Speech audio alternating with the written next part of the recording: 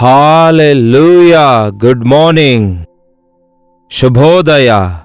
ಹೌದು ಪ್ರಿಯರೇ, ಪ್ರತಿ ದಿನ ಒಂದು ಪ್ರತ್ಯೇಕವಾದ ದಿನವಾಗಿ ದೇವರು ನಮಗೆ ಫ್ರೆಶ್ ಆಗಿ ಅನುಗ್ರಹಿಸುತ್ತಾ ಇದ್ದಾರೆ. ಎಷ್ಟೋ ಗಂಟೆಗಳು, ನಿಮಿಷಗಳು, ಸೆಕೆಂಡುಗಳು ಸೇರಿಕೊಂಡಿರುವಂತಹ ಪ್ರತಿ ದಿನವನ್ನು ನಾವು ಸದುಪಯೋಗ ಮಾಡಿಕೊಳ್ಳೋದಾದರೆ ದೇವರಿಗಾಗಿ ಎಷ್ಟೋ ಕಾರ್ಯಗಳನ್ನು ಮಾಡಬಲ್ಲೆವು, ನಮ್ಮ ಬದುಕಿನಲ್ಲಿ ಪ್ರಾವೀಣ್ಯತೆಯನ್ನು ಹೊಂದಬಲ್ಲೆವು, ನಮ್ಮ ಜವಾಬ್ದಾರಿಕೆಗಳನ್ನು ನೆರವೇರಿಸಿ ದೇವರ ಮೆಚ್ಚುಗೆ ಹೊಂದಬಲ್ಲೆವು.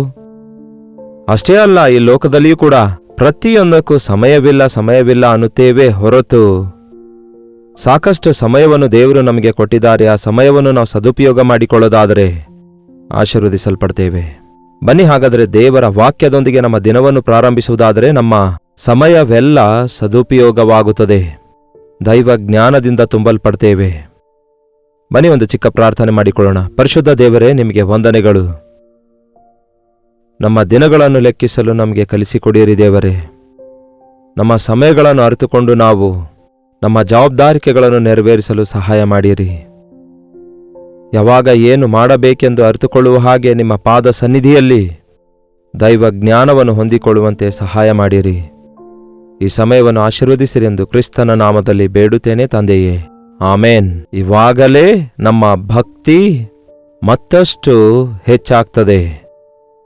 ಹೌದು ಪ್ರಿಯರೇ, ನಿಜವಾಗ್ಲೂ ನೀವು ಯೇಸುವಿನ ಪ್ರೀತಿಯನ್ನು ಆ ಗುಡ್ ಫ್ರೈಡೆ ದಿನದಂದು ಧ್ಯಾನಿಸುವುದಾದರೆ ನಿಜವೇ ನಮ್ಮ ಯೇಸು ಪುನರುತ್ಥಾನ ಹೊಂದಿದಾತನು, ಆತನು ಸಜೀವವುಳ್ಳಾತನು ಎಂದು ಗುರುತಿಸುವುದಾದರೆ ಖಚಿತವಾಗಿಯೂ ನಮ್ಮ ಜೀವಿತದಲ್ಲಿ ವ್ಯತ್ಯಾಸ ಕಾಣಿಸಿಕೊಳ್ತದೆ. ಪ್ರಿಯರೇ, ನನಗೋಸ್ಕರ ಯೇಸು ಮರಣ ಹೊಂದಿದ್ದಾರೆ, ಆತನು ಸತ್ತ ದೇವರಲ್ಲ, ಆತನು ತಿರುಗಿ ಎದ್ದು ಬಂದಿದ್ದಾನೆ, ಆತನು ನನ್ನನ್ನು ಪ್ರೀತಿಸುತ್ತಿದ್ದಾನೆ, ನನಗೆ ಸಮಸ್ತವನ್ನು ಅನುಗ್ರಹಿಸುತ್ತಿದ್ದಾರೆ, ಆತನು ನನ್ನ ಸೃಷ್ಟಿಕರ್ತನು, ನನ್ನ ರಕ್ಷಣೆಯ ಕರ್ತನು, ನನಗೋಸ್ಕರ ಅತ್ಯಂತ ಬೇಗನೆ ಬರಲಿಕ್ಕಿರುವಂತಹ ಒಡೆಯರ ಒಡೆಯನಾಗಿ, ರಾಜಾದಿ ರಾಜನಾಗಿ ಬರಲಿಕ್ಕಿರುವ ಯೇಸು ಕ್ರಿಸ್ತನಿಗಾಗಿ ನಾವು ಕಾದು ಎದುರು ನೋಡಬೇಕೆಂಬ ಆಸೆ ನಮಗಿರೋದಾದರೆ ನಾವೀ ಲೋಕದಲ್ಲಿ ಯಾತ್ರಿಕರಾಗಿ, ಪ್ರಯಾಣಿಕರಾಗಿಯೇ ಇರ್ತೇವೆ. ಪ್ರಿಯರೇ,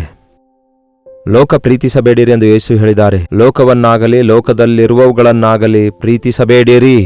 ಲೋಕದಲ್ಲಿರುವುದೆಲ್ಲವೂ ಕೂಡ ಶರೀರದ ಆಸೆ, ಕಣ್ಣಿನ ಆಸೆ, ಬದುಕುಬಾಳಿನ ಡಂಬ, ಇವು ತಂದೆಯಿಂದ ಹುಟ್ಟಿದವುಗಳು ಅಲ್ಲ. ಯಾವನಾದರೂ ಲೋಕದೊಂದಿಗೆ ಸ್ನೇಹ ಮಾಡುವುದಾದರೆ ಅವನು ದೇವರಿಗೆ ಶತ್ರು. ಇಷ್ಟೊಂದು ಯೇಸುವಿನ ಪ್ರೀತಿಯನ್ನು ಅನುಭವಿಸಿದ ನಂತರ, ಇಷ್ಟೊಂದು ಉಪಕಾರಗಳನ್ನು ಹೊಂದಿಕೊಂಡ ನಂತರ, ಇಷ್ಟೊಂದು ದೊಡ್ಡ ರಕ್ಷಕನನ್ನು ನಾವು ಘನಪಡಿಸಲಾರದಂತೆ, ಆತನನ್ನು ಪ್ರೀತಿಸಲಾರದಂತೆ, ಇನ್ನೂ ನಾವು ಲೋಕವನ್ನು, ಲೋಕದಲ್ಲಿರುವ ವಸ್ತುವಾಹನಗಳನ್ನು, ಲೌಕಿಕ ಕಾರ್ಯಗಳನ್ನೇ ನಾವು ಪ್ರೀತಿಸುವವರಾಗಿರೋದಾದರೆ ಅಯ್ಯೋ, ನಮಗೆ ಶ್ರಮೆಯಲ್ಲವೇ? ಪುನರುತ್ಥಾನನಾದ ನಂತರ ಯೇಸು ಕ್ರಿಸ್ತನು ಪೇತ್ರನಿಗೆ ಒಂದು ಪ್ರಶ್ನೆ ಕೇಳ್ತಿದ್ದಾನೆ. ಯೇಸು ಶಿಲುಬೆ ಕಾರ್ಯ ಮುಗಿಸಿ ಪುನರುತ್ಥಾನ ಹೊಂದಿದ ನಂತರ ಪೇತ್ರನಿಗೆ ಅರ್ಥವಾಗ್ತದೆ ಆತನು ಸಜೀವವುಳ್ಳವನೆಂದು, ತನ್ನನ್ನು ತಾನು ಬಯಲುಪಡಿಸಿಕೊಂಡಿದ್ದಾನೆಂದು. ಆದಾಗ್ಯೂ ಒಂದು ದಿನ ನಾನು ಮೀನು ಹಿಡಿಯಲು ಹೋಗ್ತೇನೆ ಎಂದು ಪೇತ್ರನು ಹೇಳಿದಾಗ ಶಿಷ್ಯರಲ್ಲಿಯೂ ಕೂಡ ಕೆಲವರು ನಾವು ನಿನ್ನ ಸಂಗಡ ಬರ್ತೇವೆ ಅನ್ನುತ್ತಾರೆ. ಏನಿದು ನೋಡಿ, ಇಷ್ಟೊಂದು ರೀತಿಯಲ್ಲಿ ಯೇಸುವಿಗೆ ತನ್ನ ಜೀವಿತವನ್ನು ಸಮರ್ಪಿಸಿಕೊಂಡು, ನಿನಗಾಗಿ ನನ್ನ ಪ್ರಾಣ ಕೊಡ್ತೇನೆ ಯೇಸುವೇ, ಇಗೋ ನನ್ನ ಕೈಗಳು, ಇಗೋ ನನ್ನ ಕಾಲುಗಳು, ಇಗೋ ನನ್ನ ಜೀವಿತ ನಿನಗೋಸ್ಕರವೆಂದು ಅರ್ಪಿಸಿಕೊಂಡು ಆತನ ಆಲಯದಲ್ಲಿ ಪ್ರಾರ್ಥಿಸಿದಂತಹ ನಾವು ಭಾನುವಾರ ಆರಾಧನೆ ಮುಗಿದ ತಕ್ಷಣವೇ ಮತ್ತೆ ಸೋಮವಾರದಿಂದ ನಮ್ಮ ಉದ್ಯೋಗಕ್ಕೆ ಹೋಗ್ತೇವೆ, ನಮ್ಮ ಕೆಲಸಗಳಿಗೆ ಹೋಗ್ತೇವೆ, ನಮ್ಮ ಸ್ಥಿತಿಗತಿಗಳಿಗೆ ಹೋಗ್ತೇವೆ, ನಮಗಿಷ್ಟ ಬಂದ ಕಾರ್ಯಗಳನ್ನೇ ಮಾಡ್ತೇವೆ ಅಂದುಕೊಳ್ಳೋದಾದರೆ ನಮ್ಮ ಭಕ್ತಿಗೇನಾದರೂ ಸಾರ ಇರುತ್ತೆ ಅನ್ನುತ್ತೀರೋ? ಅಯ್ಯೋ, ಯಾವನಾದರೂ ನನ್ನನ್ನು ಹಿಂಬಾಲಿಸಲು ಬಯಸುವುದಾದರೆ ಗುಡ್ ಫ್ರೈಡೆ ದಿನ ಅಷ್ಟೇ ಅಲ್ಲ ಪ್ರಿಯರೇ, ದಿನವೂ ತನ್ನ ಶಿಲುಬೆ ಹೊತ್ತುಕೊಂಡು ನನ್ನನ್ನು ಹಿಂಬಾಲಿಸಬೇಕು ಎಂದು ಯೇಸು ಹೇಳಿದಾರಲ್ಲವೇ? ನಾನು ಮತ್ತೆ ಮೀನು ಹಿಡಿಯಲು ಹೋಗ್ತೇನೆ ಎಂದು ಹೇಳಿದ ಪೇತ್ರನು ರಾತ್ರಿಯೆಲ್ಲ ಪ್ರಯಾಸ ಪಟ್ಟರೂ ಕೂಡ ಒಂದು ಮೀನು ಸಿಗಲಿಲ್ಲ. ಅವನ ಪ್ರಾರಂಭದ ದಿನಗಳಲ್ಲಿ, ಪೇತ್ರನ ಸೇವೆಯ ಪ್ರಾರಂಭದಲ್ಲಿ ಯೇಸು ಅವನಿಗೆ ಕರೆಯುವುದಕ್ಕಿಂತ ಮುಂಚೆ ಸಂಭವಿಸಿರುವ ಸಂಘಟನೆ ಮತ್ತೆ ಸಂಭವಿಸಿತು. ರಾತ್ರಿಯೆಲ್ಲ ಪ್ರಯಾಸಪಟ್ಟರು ಏನೂ ನಮಗೆ ಸಿಗಲಿಲ್ಲ ಅಂದಾಗ ಯೇಸುವಿನ ಮಾತಿನ ಮೇರೆಗೆ ಬಲೆ ಹಾಕಿದಾಗ ರಾಶಿ ರಾಶಿಯಾಗುವಷ್ಟು ಮೀನುಗಳು ಸಿಗುತ್ತವೆ. ಕನಿಷ್ಠ ಅದಾದರೂ ನೆನಪಿಗೆ ಬರಬೇಕಲ್ಲವೋ? ಮತ್ತೆ ಈಗ ಪ್ರಯಾಸ ಪಡ್ತಿದ್ದಾನೆ. ಪುನರುತ್ಥಾನನಾದ ಯೇಸು ಆ ಗಲಿಲಾಯ ಸಮುದ್ರ ತೀರದ ಬಳಿಯಲ್ಲಿ ನಿಂತುಕೊಂಡು, ಮಕ್ಕಳೇರಾ, ನಿಮಗೆ ಊಟಕ್ಕಾಗಿ ಏನೂ ಇಲ್ಲವೋ ಅಂದಾಗ ಅವರು ತಿರುಗಿ ಉತ್ತರಿಸುತ್ತಾರೆ, ಯಾರೋ ಮಾತಾಡ್ತಿದ್ದಾರಂದ್ಕೊಂಡು. ಯೆರೂಸಲೇಮಿನಲ್ಲಿ ಆ ಗಲಿಲಾಯ ಸಮುದ್ರ ತೀರದಲ್ಲಿ ಯೇಸು ಎಲ್ಲಿಗೆ ಹೋಗಿ ಒಂದು ಒಲೆಯ ಮೇಲೆ ಮೀನುಗಳನ್ನು ಸುಟ್ಟಿ ಎಲ್ಲಿ ರೊಟ್ಟಿಗಳನ್ನು ಮೀನುಗಳನ್ನು ಸಿದ್ಧ ಮಾಡಿದರೋ ಆ ಸ್ಥಳಕ್ಕೆ ಹೋಗಿ, ನಾನು ಆ ಸ್ಥಳಕ್ಕೆ ಸ್ವತಃ ಹೋಗಿ ವಿಡಿಯೋ ತೆಗೆದು ನಿಮಗೆ ಒಂದು ಪ್ರೋಗ್ರಾಂ ಕೂಡ ಕೊಟ್ಟಿದ್ದೇವೆ. ಅಷ್ಟಕ್ಕೂ ಅಲ್ಲಿಗೆ ಹೋಗಿ ನೋಡಿದ್ರೆ ಮೈ ಮುಳ್ಳಿ ಹಿಡಿದಿತ್ತು ಪ್ರೇಯರೇ. ಅಲ್ಲಿ ಯೇಸುವಿನ ಸನ್ನಿಧಿ ಇನ್ನೂ ಕೂಡ ನಾವು ಅನುಭವಿಸಬಹುದು.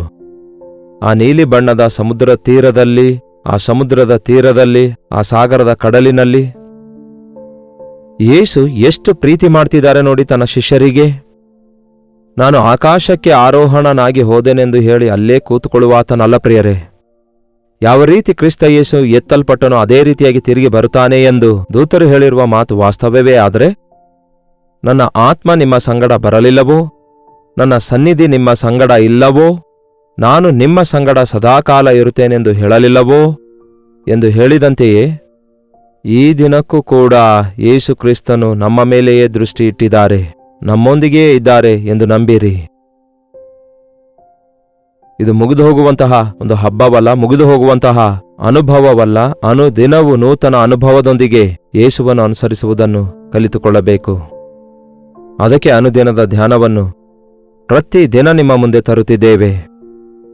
ಆಯಾ ದಿನಕ್ಕೆ ತಕ್ಕಂತೆ ಯೇಸುವಿನ ಮಾತುಗಳನ್ನು ಕೇಳಿರಿ. ಆತನು ನಮಗೆ ಪ್ರಶ್ನಿಸುತ್ತಿದ್ದಾನೆ, ಉತ್ತರ ಕೊಡಿಯಿರಿ. ಆತನು ನಮಗೆ ಸಲಹೆ ಕೊಡ್ತಿದ್ದಾನೆ, ನಿನ್ನ ಚಿತ್ತವೇ ಅಂತ ಹೇಳಿರಿ. ಇಲ್ಲಿ ಪೇತ್ರನಿಗೆ ಕುಡ್ರಿಸಿ, ಸೀಮೋನ್ ಪೇತ್ರನೇ, ನೀನು ನಿಜವಾಗ್ಲೂ ನನ್ನನ್ನು ಪ್ರೀತಿಸುವಿಯಾ? ಉಳಿದ ಎಲ್ಲರಿಗಿಂತಲೂ ನನ್ನನ್ನು ಹೆಚ್ಚಾಗಿ ಪ್ರೀತಿಸುವಿಯಾ ಎಂದು ಕೇಳಿದ್ರಂತೆ. ಅದಕ್ಕೆ ಪೇತ್ರನು ಹೌದು ಸ್ವಾಮಿ ಅನ್ನುತ್ತಾನೆ.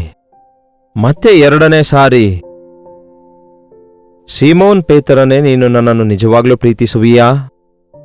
ಹೌದು ಪ್ರಭುವೇ ಅಂದಾಗ ಮೂರನೇ ಸಾರಿ ಮತ್ತೆ ಕೇಳ್ತಾರೆ, ನಿಜವಾಗ್ಲೂ ನೀನು ನನ್ನನ್ನು ಪ್ರೀತಿಸುವಿಯಾ? ಆಗ ಪೇತ್ರ ಸ್ವಲ್ಪ ವ್ಯಸನಪಟ್ಟನಂತೆ, ಬಾಧೆ ಪಟ್ಟನಂತೆ. ಚುಚ್ಚುವಂತೆ ಯಾಕೆ ಕೇಳ್ತೀರಿ ಯೇಸುವೆ? ಮೇಲಿಂದ ಮೇಲೆ ಯಾಕೆ ಕೇಳುತ್ತೀರಿ? ಎಲ್ಲವೂ ನಿಮಗೇ ಗೊತ್ತಲ್ಲವೇ ಅಂದನಂತೆ. 3 ಸಾರಿ ಯೇಸುಕ್ರಿಸ್ತನು ಯಾರೂ ನನಗೆ ಗೊತ್ತಿಲ್ಲ ಎಂದು ಅಲ್ಲಗಳೆದನಲ್ಲವೇ? 3 ಸಾರಿ ನಿಜವಾಗ್ಲೂ ನಾನು ಯೇಸು ಕ್ರಿಸ್ತನನ್ನು ಪ್ರೀತಿಸುತ್ತೇನೆ ಎಂದು ಈಗ ಅವನು ಒಪ್ಪಿಕೊಳ್ತಾನೆ. ನೀವು ಪ್ರೀತಿಸುತ್ತೇನೆ ಎಂದು ಬರೀ ಬಾಯಿ ಮಾತಿನಿಂದ ಹೇಳಿದ್ರೆ ನಡೆಯುವುದಿಲ್ಲ. ನಿಜವಾಗ್ಲೂ ಯೇಸು ಕ್ರಿಸ್ತನನ್ನು ಪ್ರೀತಿಸುವಂಥವರು ಯೇಸು ಕ್ರಿಸ್ತನು ಹೇಳಿದ ಮಾತುಗಳನ್ನು ಮಾಡಬೇಕು. ಯೇಸುವನ್ನು ಪ್ರೀತಿಸುವಂಥವರು ಯೇಸುವಿನ ಚಿತ್ತದಲ್ಲಿ ನಡೆಯಬೇಕು. ಮೊದಲ ಸಾರಿ ಕೇಳಿದಾಗ ನೀನು ನನ್ನನ್ನು ಪ್ರೀತಿಸ್ತೀಯಾ ಅಂದಾಗ ಪ್ರೀತಿಸ್ತೇನೆ ಅನ್ನುತ್ತಾನೆ. ಹಾಗಾದರೆ ನನ್ನ ಕುರಿಗಳನ್ನು ಮೇಯಿಸು ಅನ್ನುತ್ತಾರೆ. ಎರಡನೇ ಸಾರಿ ಕೇಳಿದಾಗ ಹೌದು ಸ್ವಾಮಿ ನಿನ್ನನ್ನು ಪ್ರೀತಿಸುತ್ತೇನೆ ಅಂದಾಗ ನನ್ನ ಕುರಿಗಳನ್ನು ಕಾಯಿ ಅನ್ನುತ್ತಾರೆ. ಮೂರನೇ ಸಾರಿ ಕೇಳಿದಾಗ ನಿಜವೇ ನಿನ್ನನ್ನು ಪ್ರೀತಿಸುತ್ತೇನೆಂದು ನಿನಗೆ ಗೊತ್ತು ಎಂದು ಹೇಳಿದಾಗ ಯೇಸು ಏನು ಹೇಳ್ತಾರೆ? ಹಾಗಾದರೆ ನನ್ನ ಕುರಿಗಳನ್ನು ಕಾಯಿ, ನನ್ನ ಕುರಿಗಳನ್ನು ಮೇಯಿಸು. ಯೇಸುವನ್ನು ಪ್ರೀತಿಸುವುದಾದರೆ ನಾವು ಮಾಡುವುದಕ್ಕಾಗಿ ಒಂದು ಕೆಲಸ ಇದೆ. ಕುರಿಗಳನ್ನು ಮೇಯಿಸುವುದು, ಕುರಿಗಳನ್ನು ಕಾಯುವುದು, ಕುರಿಗಳನ್ನು ಮೇಯಿಸುವಂಥದ್ದು. ನಾನು ಯೇಸುವನ್ನು ಪ್ರೀತಿಸ್ತಿದ್ದೇನೆ ಎನ್ನುವ ನಮಗೆ ಕುರಿ ಮೇಯಿಸಿರೆಂದು ಯೇಸು ನಮ್ಗೆ ಹೇಳ್ತಿಲ್ಲ. ಆದರೆ ಕಾಣಿಕೆ ತಂದುಕೊಡಿ ಎಂದು ಹೇಳ್ತಾ ಇಲ್ಲವೇನೋ? ಆದರೆ ಅದು ಇದು ಆಚಾರ ಪದ್ಧತಿ ಅನುಸರಿಸಿರಿ ಎಂದು ಹೇಳ್ತಾ ಇಲ್ಲ. ಆದರೆ ನೀವು ನನ್ನನ್ನು ಪ್ರೀತಿಸುವುದಾದರೆ ನನ್ನ ಆಜ್ಞೆಗಳನ್ನು ಕೈಕೊಂಡು ನಡೆಯಿರಿ, ನನ್ನ ಮಾತಿಗೆ ವಿಧೇಯರಾಗಿರಿ, ನನ್ನ ಚಿತ್ತ ಅರಿತುಕೊಳ್ಳಿರಿ. ನೀವು ನನ್ನನ್ನು ಪ್ರೀತಿಸುವುದಾದರೆ ನನ್ನನ್ನು ಹಿಂಬಾಲಿಸಿರಿ. ನೀವು ನನ್ನನ್ನು ಪ್ರೀತಿಸುವುದಾದರೆ ನನ್ನನ್ನು ಸ್ತುತಿಸಿರಿ ಎಂದು ಯೇಸು ಹೇಳ್ತಾರೆ. ಎಷ್ಟು ಮಂದಿ ದೇವರನ್ನು ಪ್ರೀತಿಸ್ತಿದ್ದೇವೆ? ನಮಗಾಗಿಯೇ ತನ್ನ ಪ್ರಾಣ ಕೊಟ್ಟಿದ್ದಾರೆ ಎಂಬ ಜ್ಞಾಪಕ ನಮಗೆ ಬಂದ ನಂತರವೂ ಕೂಡ ಇನ್ನೂ ಯೇಸುವನ್ನು ನಿಮ್ಮ ಜೀವಿತದಲ್ಲಿ ಸ್ವಲ್ಪವಾಗಿಯೇ ಪ್ರೀತಿಸ್ತಾ ಇದ್ದೀರಾ? ಉಳಿದಿರುವಂತಹ ಪ್ರೀತಿಯಿಂದ ಪ್ರೀತಿಸ್ತಾ ಇದ್ದೀರೋ? ಇಲ್ಲವೇ ಪೂರ್ಣ ಹೃದಯದಿಂದ, ಪೂರ್ಣ ಬಲದಿಂದ, ಪೂರ್ಣ ಆತ್ಮದಿಂದ, ಪೂರ್ಣ ಶಕ್ತಿಯಿಂದ, ಪೂರ್ಣ ವಿವೇಕದಿಂದ ನಿಮ್ಮ ದೇವರಾದ ಯೆಹೋವನನ್ನು ಪ್ರೀತಿಸಬೇಕು. ಆಗ ನಮ್ಮ ಜೀವಿತದಲ್ಲಿ ಬೇರೆ ಯಾವುದಕ್ಕೂ ಸ್ಥಳವಿರುವುದಿಲ್ಲ. ಪ್ರೀತಿಸಿ ಪ್ರಿಯರೇ, ಯೇಸುವನ್ನು, ಆತನ ಪ್ರೀತಿಗೆ ನಾವು ಪಾತ್ರರಾಗುತ್ತಿದ್ದೇವೆ. ಆತನ ಪ್ರೀತಿಯನ್ನು ನಾವು ಅನುಭವಿಸುತ್ತಿದ್ದೇವೆ. ಎಂತಹ ಪ್ರೀತಿಯಿಂದ ಅಂದರೆ, ಯಾವ ಶಾಶ್ವತವಾದ ಪ್ರೀತಿಯಿಂದ ಯೇಸು ನಮ್ಮನ್ನು ಪ್ರೀತಿಸಿದಾರೋ ಅದೇ ಪ್ರೀತಿಯಿಂದ ನಾವು ಇತರರನ್ನು ಪ್ರೀತಿಸುವುದನ್ನು ಕಲಿಯಬೇಕು. ಕರ್ತನನ್ನು ಪ್ರೀತಿಸುವವನು ನನಗ್ಯಾಕೆ ಬೇಕು ಇದೆಲ್ಲ ಎಂಬ ಜೀವಿತ ಜೀವಿಸಬಾರದು ಪ್ರಿಯರೇ. ನೀವು ಯೇಸುವನ್ನು ಪ್ರೀತಿಸುವಾಗ ನಿಮ್ಮ ತಂದೆ ತಾಯಿಗಳನ್ನು ಪ್ರೀತಿಸುತ್ತೀರಿ, ನಿಮ್ಮ ಅಣ್ಣ ತಮ್ಮ ಅಕ್ಕ ತಂಗಿಯಂದಿರನ್ನು ಪ್ರೀತಿಸ್ತೀರಿ, ನಿಮ್ಮ ನೆರೆಯವರನ್ನು ಪ್ರೀತಿಸ್ತೀರಿ, ನಿಮ್ಮ ಶತ್ರುಗಳನ್ನು ಕೂಡ ಪ್ರೀತಿಸ್ತೀರಿ. ಅಷ್ಟೊಂದು ಶ್ರೇಷ್ಠವಾದದ್ದಾಗಿದೆ ಯೇಸುವಿನ ಪ್ರೀತಿ. ಇಂತಹ ಪುನರುತ್ಥಾನ ಶಕ್ತಿ ನಾವು ಹೊಂದಿಕೊಂಡಿರೋದಾದರೆ ನಮ್ಮ ಜೀವಿತದಲ್ಲಿ ನಾವು ಮಾನವ ಮನಸ್ತತ್ವದಿಂದ ಬಿಡಿಸಲ್ಪಟ್ಟು ದೈವ ಮನಸ್ಸುಳ್ಳವರಾಗಿ ಜೀವಿಸುವವರಾಗಿರ್ತೇವೆ. ಯೇಸು ಕ್ರಿಸ್ತನನ್ನು ಪ್ರೀತಿಸುವವರಿಗೆ ಬೇರೆ ಯಾವ ಹೋರಾಟ ಇರಲ್ಲ. ಆತನನ್ನು ಪ್ರೀತಿಸುವವರಿಗೆ ಸಮಸ್ತ ಕಾರ್ಯಗಳು ಅನುಕೂಲವಾಗಿ ಆತನು ನೆರವೇರಿಸುತ್ತಾರೆ. ಈ ದಿನದಿಂದ ಯೇಸುವೆ, ನಿಮ್ಮನ್ನೇ ಪ್ರೀತಿಸುತ್ತೇನೆ, ನಿಮ್ಮ ಬಿಟ್ಟು ನನಗೆ ಈ ಲೋಕದಲ್ಲಿ ಯಾರೂ ಇಲ್ಲ ಎಂಬುದಾಗಿ ಒಂದು ಒಡಂಬಡಿಕೆ ಮಾಡಿಕೊಳ್ಳೋಣವೇ? ನಮ್ಮ ಜೀವಿತದಲ್ಲಿ ಮೊದಲನೇ ಸ್ಥಾನ ಯೇಸುವಿಗೆ ಎಂಬ ಒಂದು ಒಪ್ಪಂದ ಮಾಡಿಕೊಳ್ಳೋಣವೇ? ನಮಗಾಗಿ ಪ್ರಾಣ ಕೊಟ್ಟಿರುವ ಯೇಸುವಿಗಾಗಿಯೇ ಜೀವಿಸುತ್ತೇವೆ ಎಂಬ ಒಂದು ತೀರ್ಮಾನ ತೆಗೆದುಕೊಳ್ಳೋಣವೇ? ಪೌಲನ ಅದನ್ನೇ ಹೇಳ್ತಾನೆ, ಇನ್ನು ಜೀವಿಸುವವನು ನಾನಲ್ಲ, ನನಗೋಸ್ಕರ ನನ್ನ ಸ್ಥಾನದಲ್ಲಿ ಮರಣ ಹೊಂದಿರುವ ಕ್ರಿಸ್ತನಿಗಾಗಿ ನಾನು ಜೀವಿಸುತ್ತೇನೆ ಅನ್ನುತ್ತಾನೆ. ಗಲಾತ್ಯದವರಿಗೆ ಬರೆದ ಪತ್ರಿಕೆ 2ನೇ ಅಧ್ಯಾಯ 20ನೇ ವಚನ ಏನು ಹೇಳ್ತದೆ ಓದೋಣ ಬನ್ನಿರಿ. ಗಲಾತ್ಯದವರಿಗೆ ಬರೆದ ಪತ್ರಿಕೆ 2ನೇ ಅಧ್ಯಾಯ 20ನೇ ವಚನ ನೋಡೋಣ.